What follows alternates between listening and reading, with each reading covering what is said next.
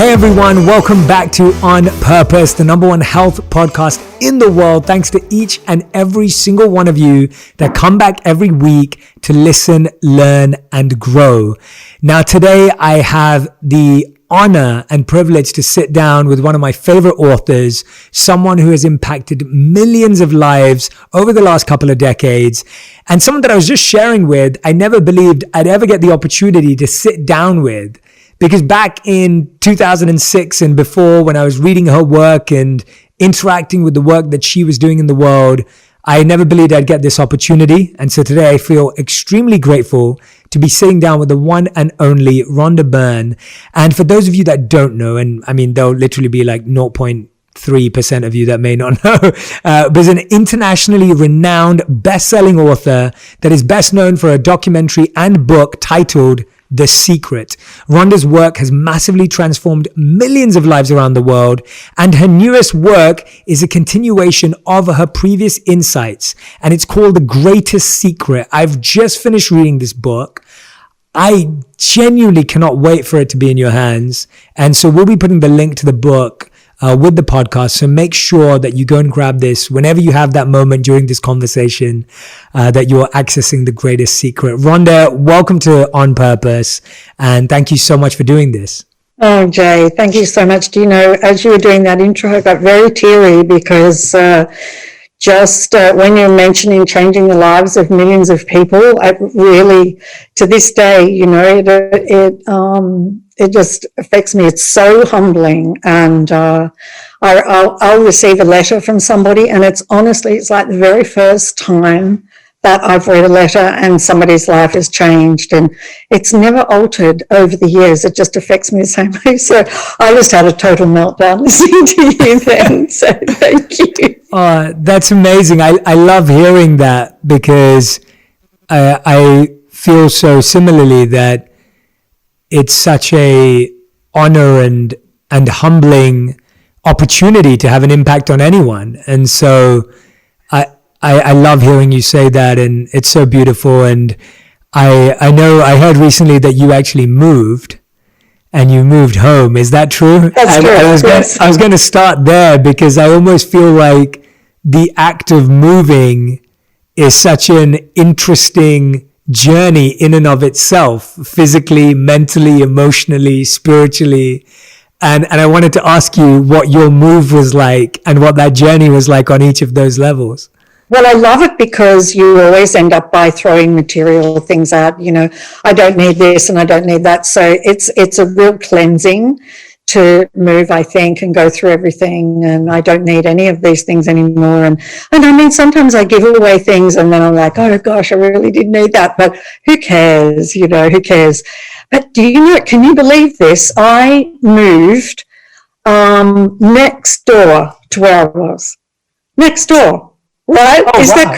Is that crazy or what? And so I'm on a property that is 85 acres of orchards and avocados and oranges and lemons and all of those things. And what absolutely gets me all of the time in life, and I never tire of it, is the way that life or the universe always lines up everything I've ever loved in my life. And so always, absolutely always, like open fires, and this property has deer walking all over it. And for me, coming from Australia, we don't have deer in Australia. And so it's just, oh my God, so amazing to wake up in the morning and there are deer outside my bedroom window. And I mean, just squirrels jumping everywhere. And so, yeah, it was really, really beautiful, a beautiful move actually. And it was effortless, absolutely effortless. And kind of anew, you know, when you move, it's sort of anew. But then at the same time, you take you with you wherever you go, right? And so, yes. And so it's always really good to just be working on the inner part of ourselves, because then when you take you with you, you have a fabulous life. What was the thing that you were happy to let go of physically or emotionally of that space? And what was something that you rediscovered, maybe that you'd forgotten about, that you thought, oh, I actually am excited to take this with me? Actually, I had moved a year earlier, so I'd had a massive cleanse when I moved. I had been in a really, really, really big house for like 15 years. And so that was amazing because I was just giving away everything. Would you like this? Would you like this? And so this move wasn't as great because I'd already cleaned everything out for the year before. And so let me think. I mean, the things that I loved about the house that I was in was the incredible sunrises and sunsets, and that I got to see those. That house had massive orange trees everywhere. And so the orange blossom was absolutely intoxicating. I think, Jade, all the things I love in life are the things that are free. They're not anything that kind of money buys. And the house that I was in was full of light and absolutely beautiful. But then the house that I've moved to, and it didn't have open fires, the other house, and I love open fires. And then the house that I've moved to has open fires. It has all of the light. It has the orange trees, the orange blossom. It has a beautiful view across the oceanfront views. So it has the sunrises and the sunsets. And so it's just everything kind of lined up for me with the house that I'm in after being in the previous house. But I'm trying to think of things that, really I think I just gave away mostly kind of clothes and things like that, and a few appliances and just sort of things like that, not in my previous house, I gave away everything. I gave away barbecues. I was like saying to people, do you need a juicer? Do you need this? Do you need that? And I was just giving away absolutely everything, which I loved. And when I moved from Australia to the United States, this was just prior to The Secret being released, I came with 2 suitcases. That was it. I left my home, everything that I had collected over, 20 years or whatever it was. I left it all behind and I came here with two suitcases, and it was for the release of The Secret. And I just intuitively knew that the United States would be the country that lit The Secret up first, and that I needed to be in the States. So I traveled here. I had 2 suitcases, and then everything that I owned back there, I gave it away. I gave it all away. Absolutely everything. Yeah, except for 2 things. 2 things that I ended up by having shipped over. That one you can see behind me there, that tapestry. Right? Can you see that? Yes, I can see it. And see that Buddha. Yes, that Buddha. And those two things I brought with me, they were just like really special to me. But everything else I gave away. So I'm really good at letting things go, and I'm great now at letting things go. Especially material things. I'm not really attached, Jay, anymore, I had decades of attachment, and I don't think attachment in the end's a lot of fun.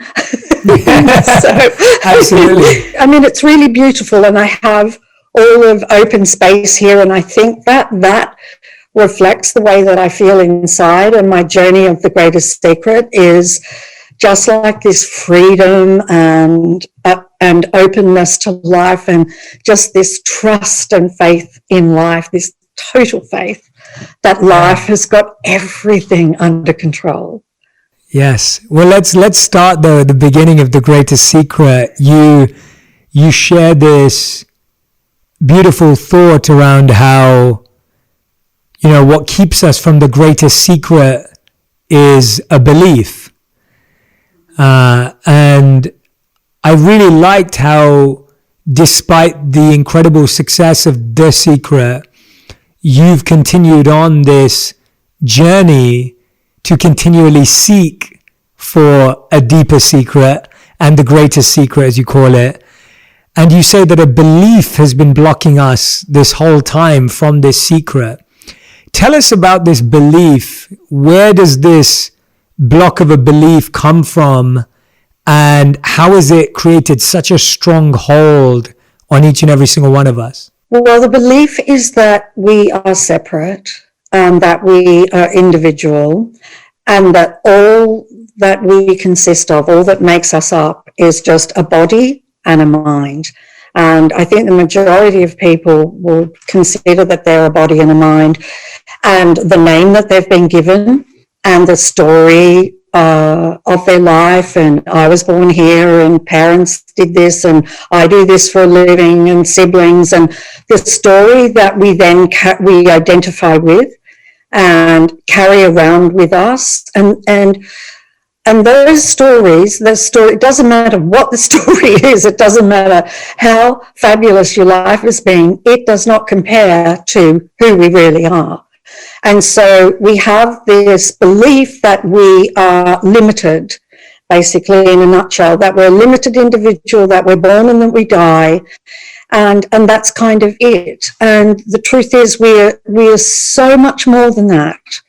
We are certainly having the experience of being an individual, and we're certainly having the experience, having a human experience, but ultimately it is not who we are, and we were never born, and we never die, and we are, if I were to sum up everything that we are, it's almost the opposite to everything we strive to be. So we are all the intelligence that there is, we are all the beauty that there is, we're all the happiness that there is. We are pure love without any judgment whatsoever.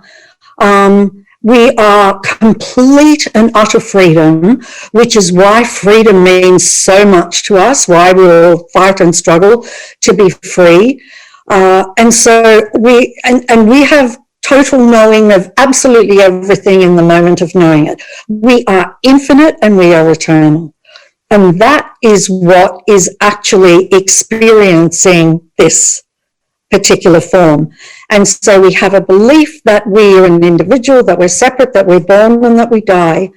And our mind reaffirms that over and over and over again through all of its thoughts, and with everything we say, with every thought and every single thing that we say. And actually, doesn't the world affirm that over and over, that we're separate?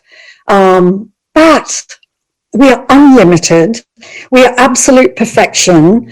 And I'm not talking about the name or the ego. I'm not talking about that, because we all can see what egos can get up to. You know, they can cause a lot of trouble. Egos want approval. They want attention. They want to be right all the time. They judge all of the time. And so, you know, they're not something to attach ourselves to and to identify with, when we are this incredible being that is blissful happiness. And so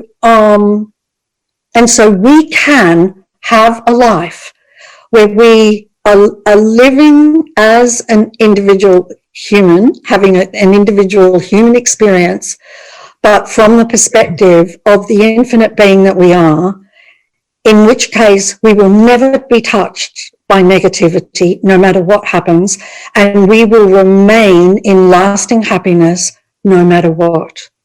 And it is, and this has been my journey really from the sacred to now. And I was searching 7 days a week. I was just like one of those crazy people. I'm like, if there is this law that governs our mind, then there is definitely way, way more to discover.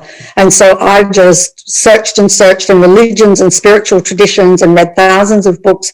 And it wasn't until 2016 that I had this experience where I realized who we are. And I was like, why haven't I seen this? What is it? How could I have missed this? And from that moment of realizing that, there was this happiness that arose inside of me. And then with everything that I did from 216 to 220, that happiness just became deeper and deeper. And then I would just notice things like that person, you know, when they would do something or other, they used to bother me a lot. That don't bother me anymore. And how was I ever bothered by that? And that particular subject doesn't bother me anymore. And so I was just finding that I wasn't reacting to life. the reactions were all dissolving. Judgment was dissolving. I was just, whatever was happening, I'm like, it's fine, it'll be okay. And so with letting go of all of those things, including the belief that we're a limited being, we become free, really, truly free. And then we will live a life that's described as heaven on earth or nirvana, a life where we know we don't die. And the body ends, sure, but who we are does not. And so, yeah, that's been my journey. That's been my journey. Well, it's beautiful hearing it, because I was very fortunate enough to at least learn about that intellectually when I was 18 and I first met the monks that I lived with. And then when I went and lived as a monk for 3 years in India and across Europe when I was 22 to 25, the texts that we studied, whether it was the Vedas or the Gita, introduced me to that, at least intellectually.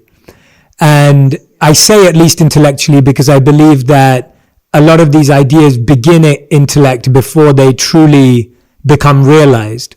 Yeah, you're absolutely right. And I think in 2016, it was a realization of who I am, but was I completely living that? No, I remember thinking, oh my gosh, I've lost it. Now, I had it and now I've lost it. And of course you can't lose it because it's who you are. Yeah. But you've kind of got to go on this, a bit of a journey. You don't have to. There are some people that, oh gosh, they will just hear it and that's it. They will live it. They will live like that for the rest of their life. Yes. And they'll just enjoy. And I've had some letters from some people that has happened to. For me, it was more of a journey. And but oh wow, when you just, it definitely intellectually is the beginning, and there's nothing wrong with that at all, because that's where you start, and then it's sort of the diligence to keep noticing who you are, noticing awareness, noticing, asking yourself, am I aware, is, one way to begin. Am I aware? And even in The Secret, I talk about that, remember to remember that you're aware and to be aware. And so you just keep coming back to noticing who you are. It's so interesting because when you notice who you are, you feel this absolute relief travel all through your body, which means prior to that, you were tense, you were holding on to life, the kind of white knuckle and everything. And so, oh my gosh, it's just like this incredible thing that we have, and then and then you look out and you see people suffering, and that part's really challenging because you want to help everybody, and so that they don't suffer anymore. And I remember with my teacher really early on, and I would be like, oh, I've lost it, and why don't I have it all of the time? And she would say, oh, because you haven't suffered enough. Is what she would say to me. You need to suffer some more, and then you really, really, really, it's going to mean more to you than anything else in life. And it's a wonderful thing. But oh my gosh, in your 20s, Jay, heaven. I remember learning that definition, which you described so beautifully, of Satchitananda, and the idea that we're full of knowledge, eternal, and full of bliss. And I remember one of the ways we were trained to understand that is we had no mirrors in the ashram. And without a mirror, you lost conception of your physical self because you no longer could check how you looked. And the other one was, I remember when I first started, and I know you used the beautiful word awareness in The Greatest Secret. I remember I used to write on a little Post-it note. When I'd wake up in the morning, I'd have it next to my bedside table, and then on by the place where I brush my teeth, that I am awareness. Did you really? Yeah, oh my gosh, that's beautiful. To remind myself to remind myself in the morning to wake up with the understanding that I'm not this body. Oh, brilliant. That is brilliant. People should do that. People should do that. I mean, that is absolutely fantastic. Yeah, I am awareness. Because the moment that you say, like, our mind can't comprehend awareness. It can't comprehend it. The mind is sitting in awareness. And so the really beautiful thing is that saying something like I am awareness or am I aware, the mind just goes quiet, just really quickly. And when the mind's quiet, then all that there is awareness or consciousness or whatever. The word doesn't matter. I tried to choose the word that I felt was the simplest, that people could kind of understand. But the moment the mind drops, there is awareness. And so, I love that. I am aware. Love it. Oh, thank you. Yeah, it was, that's why when I was reading your book, and I hope you can tell, like when I was reading your book, I felt so happy because when you were sharing this was the greatest secret, I couldn't agree with you more. I don't think there is a deeper secret at the beginning of knowledge. And we were always told that this is the first lesson you'll learn and the one that will take you a whole life to live, like to actually practice. And so when I was reading the book, it was so beautiful for me because I could totally see how much you care for people and for what journey you want them to take. But isn't it fascinating that we almost, and you said something really beautiful and you talk about in the book about how actually we are free and we have complete freedom, but we limit ourselves. But isn't it fascinating that we think that the body and mind keep us safe? So like the very things that are actually keeping us imprisoned, we think that they are our safety. Totally. And don't you think, also with what's happened in the last year, that we have this idea, or most people have this idea that they work really, really hard to get safety and security, to accrue things and to have money in the bank and to have a house and all of those things, to have safety and security. And this world event that came along shook that and actually showed everybody what is the truth. And that is that we will never find safety and security in the world. And the reason we won't is it's always changing, always changing. But we are the only safety and security in existence. We're trying to get on the outside what we are on the inside. And that is not to say to enjoy this incredible world. I mean, this is a miracle. This is miraculous, this experience of this world. And it is here for us to enjoy in every way that each person wants to enjoy it. But to know who we are, to instead of spending a whole life trying to fill ourselves from the outside world, which will never ever work, is to spend just a little bit of time on the inside, like waking up to I am awareness, or asking, am I aware? And one of the things that I found that was really fantastic, and there's so many incredible practices, and I'm sure, oh my gosh, you would have done so many fabulous ones. I would love to hear about that. One of the things that, all of the things in the Greatest Secret, all of the things that I did, and the teachers that are in the Greatest Secret were my journey, all of them, from the secret through to now. Every single one of them changed my life in one way or another. Some I followed for a couple of years and some for a month, but all of those teachers played a really, really big part in my life. And so the practice in the Greatest Secret that had the greatest effect on me, and that I would say for anybody, is the best thing you can ever, ever, ever do. And that is to never resist negative emotions, and instead to do the exact opposite, which is what we have not been told to do, which is the opposite to resistance, is to welcome. So resist is push away, and welcome is to pull in. Embrace, yeah. Embrace. Exactly. And to embrace those negative emotions, because the most incredible thing happens when we do embrace them, when we allow them to be there, when we don't try and change them, when we don't want to make them go or do anything, but just allow them to be there, they just evaporate. And the more that you do it, the faster they evaporate. Because when I started, I would feel a strong emotion and it would maybe last 30 seconds, 45 seconds or something like that, and then gradually ebb away. But the more that I welcome, the weaker they get. Each time you welcome a negative emotion, it just gets weaker, until you don't have a trace of that negative emotion in the body at all anymore.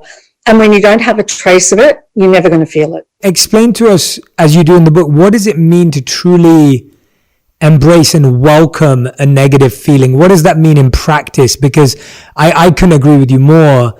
And just to help people as they're listening and watching, they're thinking, you know what, there's so much negativity in the world. I'm watching the news. I'm stressed out about this. My kids are at home. I'm having to homeschool.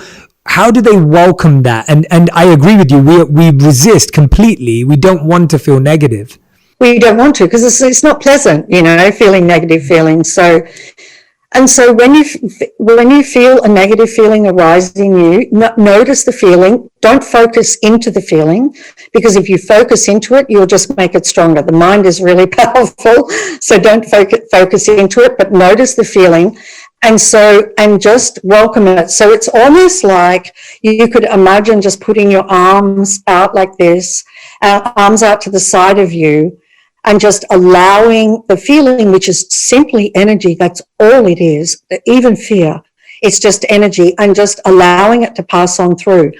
One thing that I did was I would imagine putting my arms around and embracing the feeling and pulling the feeling in close to me. And I just found that was amazing for me. I think people can try all kinds of different things. Like, I just imagined that feeling was one of my oldest, dearest friends that I love so much that I hadn't seen in decades, and they arrived at my door. And I was just like, could not get my arms around them fast enough. And that is what I imagined with each of the feelings. And I mean, at one point in my life, I did that with depression. And so and that's really how I learned how powerful this practice is, because when I wrapped my arms around the depression, it just dissolved. And the relief, the relief that you feel when a negative feeling dissolves is so good. It's worth every second. It's like a high. And the reason it's like a high is because when you dissolve the feeling, there's you underneath and who you really are. And so you get a flash of who you really are, this kind of joy and happiness.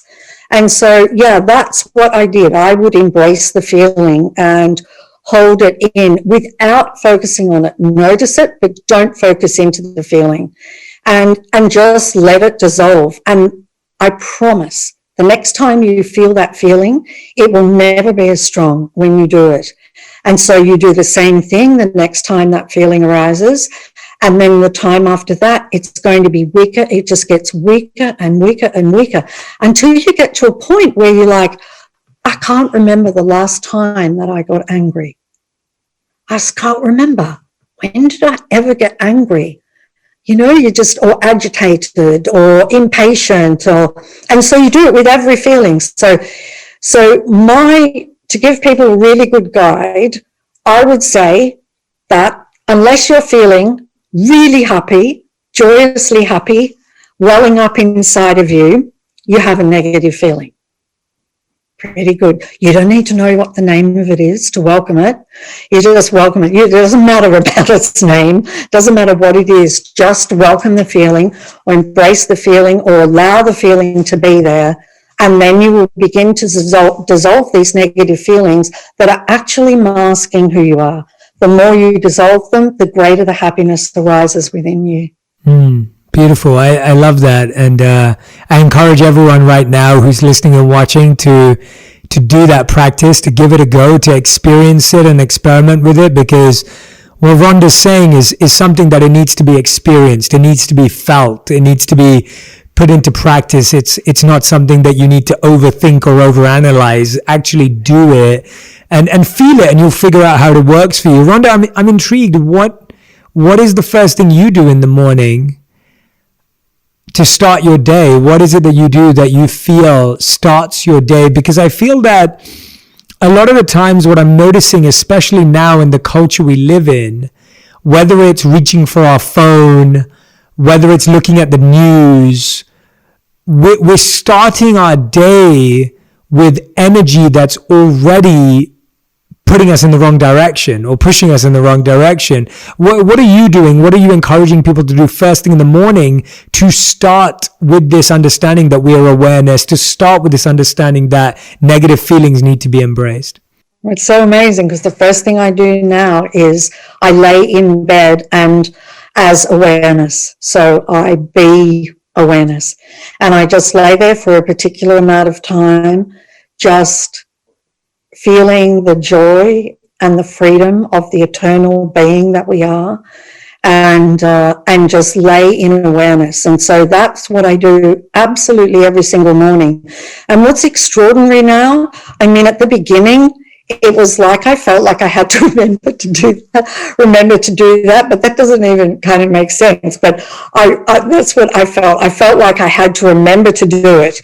And now, at the moment I open my eyes, is just awareness just fills the room, and the joy just fills the room. And so I lay in that. Prior to that, I would wake up every day in gratitude. Yeah. Prior to that was gratitude was, and you know, Jay, even now, if life gets a bit bumpy or something happens, just something not really negative, but just something where everything isn't flowing, then I will just look at gratitude and through awareness, just be so grateful for the fact that we are this infinite being and that no one dies. I'm so grateful to be aware of this and to know this. It's quite, you know, that's also quite humbling, that somehow or another in this lifetime is that I had this awakening and realization of this. And because as you say, I agree with you 100%. There is nothing greater than knowing who you are. There's nothing. There will never be anything greater than that. 1,000 years from now, 10,000 years from now, nothing will be greater than knowing who you are and being who you are. And it's just step by step, little step by step. And now's a really good time because the ego is being challenged. The mind is being challenged. It's being hit on all sides with the disharmony and the disruption on the planet. And so now is the best time ever to really welcome those emotions and to look in the direction of who you are instead of who you are not. Yeah, absolutely. Absolutely. And I just want to address, because I feel like someone may be listening to us and thinking, well, Rhonda J, how does this help me be successful, be happy, live the life I want? How does this create it? And I just want to dive into what Rhonda's going to have to say about this, but I just want to address it from how I see it. The understanding is very simple, that as Rhonda's saying, we're not our body. And if we think we're our body, we will surround ourselves with things that are good for the body. But if we're not the body, then none of those things can actually satisfy us. And an example that we'd always learn from the Vedic tradition was a fish out of water. That if you took a fish out of water, you could give it a mansion, you could give it a car, you could give it jewelry, you could give it money, but that fish will die because it's not in water. It's not where it belongs, and it isn't in its natural habitat. And so similarly, understanding that we are awareness gives us the opportunity to do what is right for us as awareness, to truly feed that awareness. Because I think the challenge that we think about when we think about success or happiness, we think of success and happiness on the basis of the body and the mind. And that's why even after accumulating everything, we still feel dissatisfied because those things only touch the body and mind. Correct, Rhonda? Correct. And really the best thing that could happen to everybody is that their greatest dream comes true. Because when your greatest dream comes true, the dream that where you are absolutely convinced that when this dream comes true, that is when I will really be happy. The best thing that can happen is that dream comes true, because when it does, you will realize that there is something missing, and that happiness that you thought you would have doesn't last. And so it's such a beautiful thing. And for people who have been successful, then they get to that point and they're like, they're not happy. And they're not happy because those things were never going to make you happy in the first place anyway. And so, but in terms of success, I would say this, that when you are who you really are, when you're living from the place more of who you are than who you are not, everything that you need and want will fall into your hands effortlessly. And you are actually, the infinite being is effortless. And the way to kind of tell who's in charge is whether it's the ego or the mind that's in charge, or who you really are that is in charge in any moment, is effort. And if you're efforting, if you can feel this efforting, then it's the ego and the mind. And if you're coming from a place of effortlessness, where athletes call it being in the flow, and everybody has these kind of descriptions, it's where the mind has stopped and just everything is flowing. You just feel like everything in the universe is just dancing your dance and singing to your song. And so in terms of success, when you are being more of who you are, that idea that was going to make you successful is what will come to you, that original idea, because the mind just recycles. That's all it can do. It's a program and recycles. And the ideas that business ideas that have never been on earth, they are coming from awareness. They are coming from above the mind. So when you are awareness, that is when everything will fall into your hands, everything that you need. And it just, your whole life flows and you're just happy all of the time. Like it's just like the universe is just saying, and I even wrote in The Secret, the shortcut to the secret is be happy now. Right? Just be happy. Let go of all of the things that you're saying why you can't be happy, and just be happy now. Because when you're happy, everything just falls into place. It's so amazing. So definitely for success, that is the fastest way to success, is to be who you are. And it's not, we're not talking about going in a cave or doing anything like that. We are talking about living your life in the incredible form and human being that you are, and having the experience that you are, but from a place of knowing that you are the infinite being, that you are immortal. And we are taught, as Jay said, it's got to be through your experience. It can't be through, I heard, Rhonda talk about this and whatever. No, not interested in you taking on another belief. What it is for you to experience it. And it is not hard for you to experience it, because it's who you are already. It's not anything that you have to go out and get. In some ways, it's almost frustrating, isn't it? I remember when I started out, I'm like, it's who I am already. But at the time, it'd be like, I can tell the mind's taken over at the moment. And yeah, it's already who we are. And so what we've done is we've attributed everything that is awareness to the mind.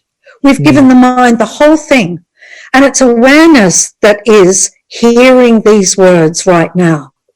That is what's hearing these words, right? That is what is seeing through these eyes. It's awareness.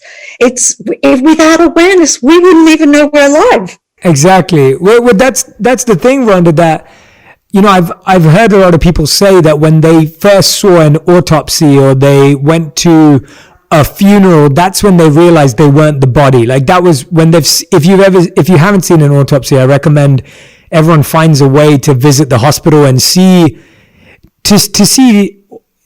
that allows us to disconnect from we're not this physical body. We get that.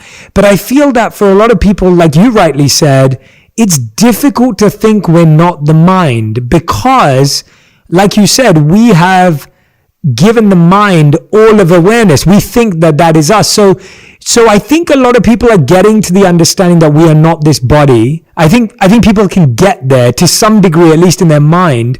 But then a lot of us struggle to get behind, well, if I'm not the mind, then what else is there? Tell us about how you start seeing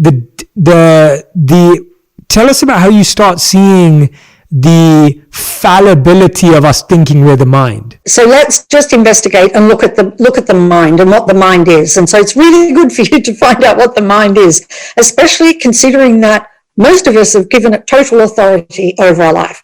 And we believe all of the thoughts that it produces, and which is the voice in your head, and the voice in your head is not who you are. So that was a really big revelation for me. So all that the mind is made of is thought. Beginning to end, full stop. It's thought. And so it's memory, which is thought. And it has images, which is just thought in pictures, but it's still thought. And the current thoughts that we think. And so all that the mind is made of thought. And so without a single thought, and check for yourself, the mind isn't there. If there's no thought, there's no mind. And so when you begin to look at that and investigate that, then it's really quite interesting. But then so now we know that the mind is just thought. And therefore, when a thought comes and a thought goes, if we were our mind, then that means that when a thought comes and when a thought goes, a little bit of us would go with it. And then when a thought comes and a thought goes, a little bit more of us would go with the thought. If we were our mind, a bit of us would be disappearing with every single thought. But if you look at it, guess what? You are there, aware, before a thought comes, and you're there after it leaves. So how can you be the mind? And the other thing is, what is aware of the thoughts in your head? Awareness is aware of the thoughts in your head because a thought is not aware. A thought has no awareness whatsoever. And so the one that is aware of the thoughts is who you really are.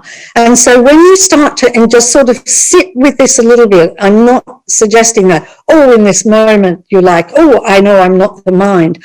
But if you just kind of sit with this, and next time when you've got a whole lot of thoughts coming through your head, that you remember this and think about it. I was here before all of these thoughts, and I am still here after they go, fully intact. None of me has disappeared. And what was it that was aware? Because you could even ask this question: am I the thoughts that I think, or am I the one that is aware of those thoughts? We never say I mind, we say my mind or my body, or we say my car, because we realize that we are not it, right? You don't say I mind, you know, so it's so clear to us in even our language that it's my mind. That means my mind belongs to something that is me. And hence the question is, who am I? Because it's my body and my mind. And I think what you just shared so beautifully is exactly that, is that it is something that is existing beyond the purview of the mind and thought simply.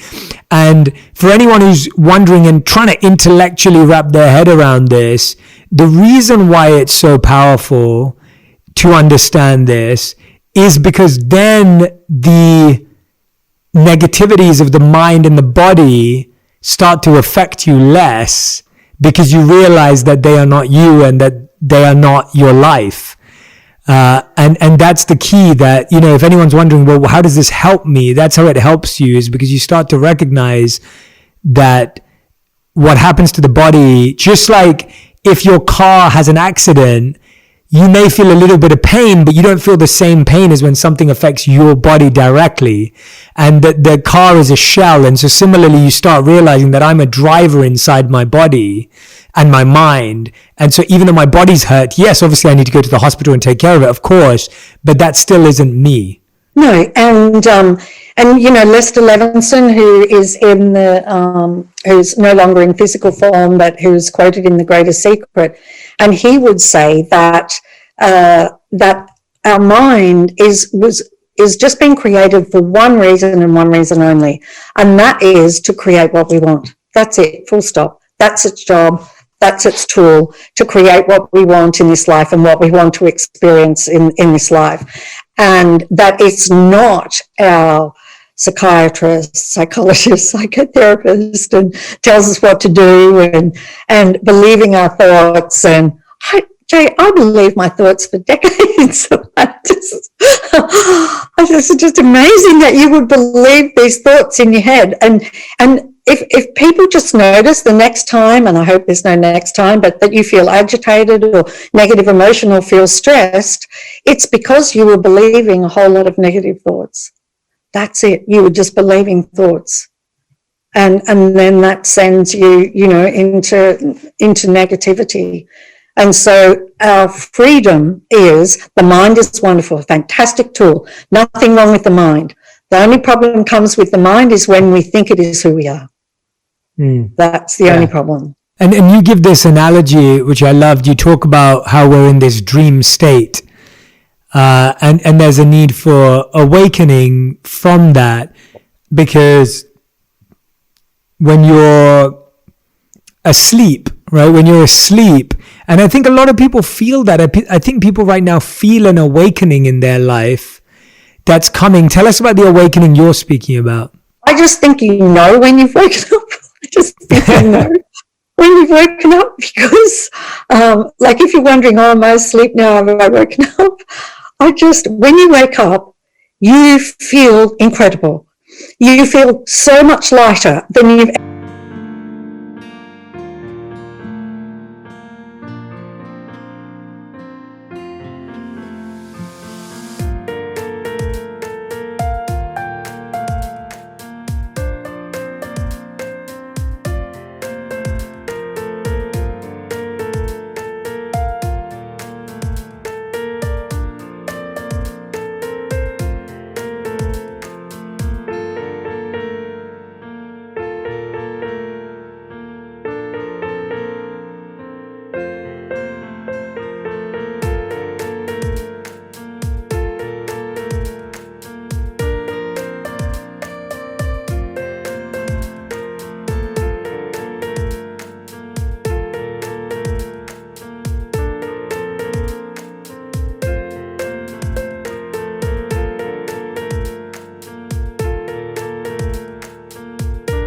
ever felt. You feel so much freer, happier. Life just becomes miraculous. Everything is a miracle. The little things that you just kind of ignored before now are just things that will bring you to your knees, because the sheer beauty and love of those things, like sunsets. And I remember in my life, I would hear people speak of these things, and I remember I used to think, I just need to be able to pay my bills, forget about sunsets and all that kind of thing, But as you awaken, it just frees you from all of the limitations and all of the conditioning that we've all had in our lives. No one's to blame for that. It's just kind of part of the journey. And you just become free. The feeling is incredible. And people can have lots of little awakenings, can they not, along the way, like a little, and it's usually when you've seen through some belief that you're like, oh my gosh, I used to believe that, and that isn't true. And then you just suddenly feel lighter and freer. And so awakening is just a big one of those. It's just a huge sort of realization. It's like a wow moment, but instead it's a wow moment. Everyone can have it. There isn't anybody that can't have it. Everybody can have it because it's who you are already. What are some of the daily rituals that people can do to experience what you're speaking about? Because as we both know, it isn't a life hack, or it isn't an app download, or it isn't it isn't a mechanical, operational, logistical, read this 3-page, it's not that. So what is it? Like, how do we make it more tangible for our tangible minds? Because our minds are wanting to do something daily and repetitively, because it is repetition. There is repetition. What would you say we can do daily?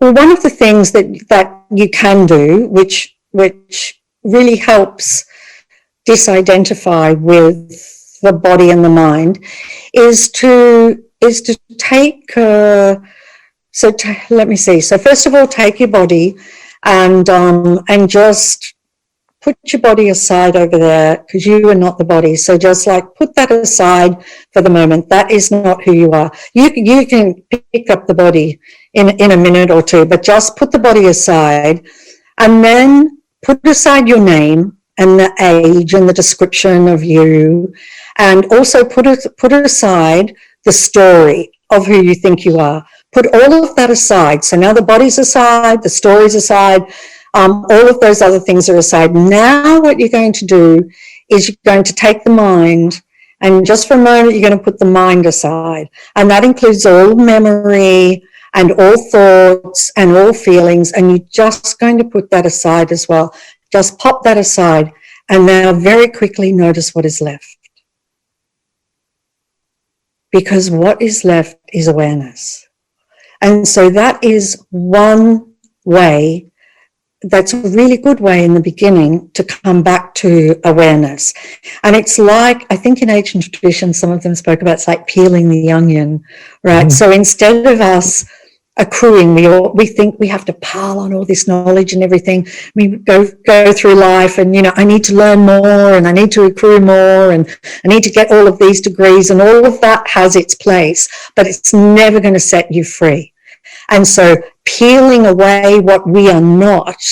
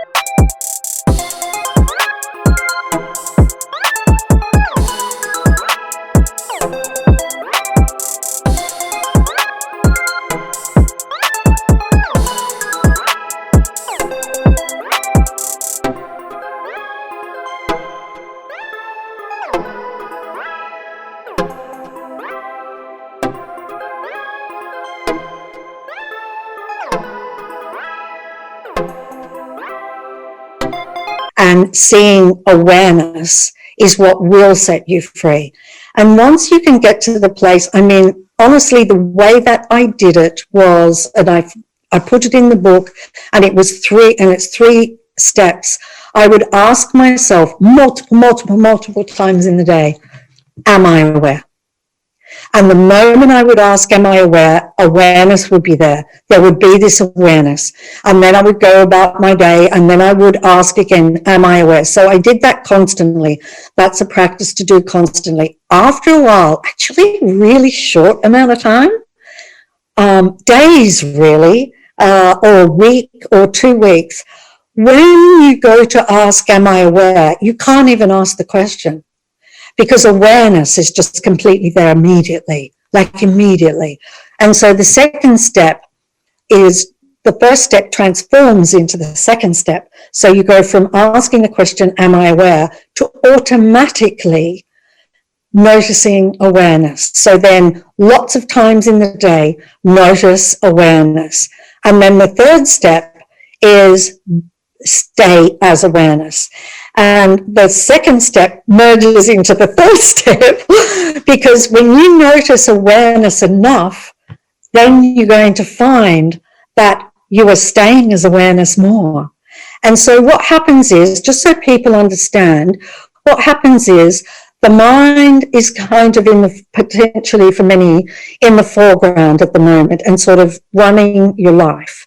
And awareness is so quietly, beautifully, magnificently, quietly sitting in the background. But when you ask the question, when you notice awareness, stay as awareness, what happens is there's a total shift and awareness comes to the foreground and the mind goes to the background. And that way you can use the mind whenever you need to use the mind. It's great to make a date, like for us, doing this podcast. It's really great for things like that. But then you can stay as awareness, and then your life is just absolutely effortless and you just have incredible happiness. And that's where it all is. I love that, Rhonda. It's been beautiful discussing this with you, because I love that you're really, I really do believe it is this. You're really challenging all your readers and the people in the world to go beyond the body and the mind, which really means to go beyond the desires of the body and the mind, which is really difficult because we've been trained to believe that the desires of the body and the mind are what will make us happy. And so I commend you and feel great joy that you're putting this message out there and encouraging people to go in this direction. And I want to ask you now what we call the final 5. These are your final 5 questions, and we do them in a fast 5 rapid fire. So each answer has to be 1 word to 1 sentence maximum. So Rhonda, these are your final 5. And the first question is, what is your biggest lesson from the last 12 months? Discovering awareness. Beautiful. What are you hoping to manifest in 2021? Freedom and joy for as many people as possible. What do you know to be absolutely true about human nature that many would disagree with? That is ultimately not our true nature. Human nature is not ultimately our true nature. Question number 4. If you could create 1 law that everyone else in the world had to follow, what would it be?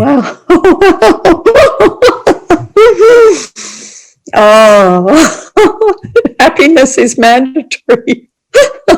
Yeah, that's right. I would have the law of happiness, because then everything would be totally fine. I love it. And question number 5, final question. Beautiful, very quick, concise answers, very, very clear and amazing. 5th and final question. What is 1 truth that you try to live by every day? As I try and live by, as who I really am. So the infinite being that we all are, and awareness that I am, that is the most important thing in my life. Everyone, that's Rhonda Byrne, The Greatest Secret. If you want to dive deeper into your personal, eternal journey, then this book is a phenomenal guide to doing just that. It's a lot heavier than it looks too. It's a heavy I know, book. right? It's a heavy, chunky book. What happened there? The truth is heavy, so it's a heavy book. It's a beautiful book. I highly recommend it to everyone who's listening and watching today. Rhonda, it's been a joy spending this time with you. I really look forward to meeting you in person and getting to do this again in person one day. And I'm really excited for all your readers, the millions of people that will read this book and take